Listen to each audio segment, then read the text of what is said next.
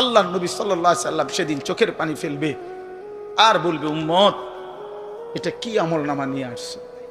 উম্মত তুমি আমার এত বড় বেইজ্জতি কেমনে করলা?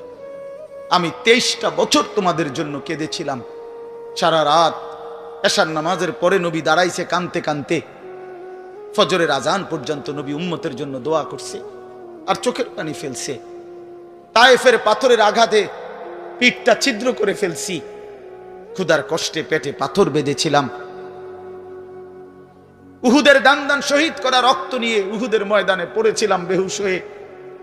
ঘরের চুলায় 3 মাস আগুন জ্বলে নাই। এত কষ্ট, এত চোখের পানি, এত ক্ষুধার কষ্ট, এত রক্ত, বিনিময়ে উম্মত এটা কি নিয়ে আসলাম?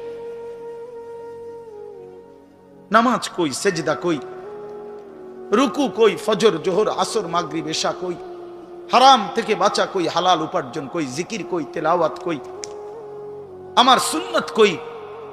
কেমনে এমনে ভুলে গেলা উম্মত? আমার এত বড় বেইজ্জতি কেমনে করলা? আমার এত বড় অপমান কেমনে করলা?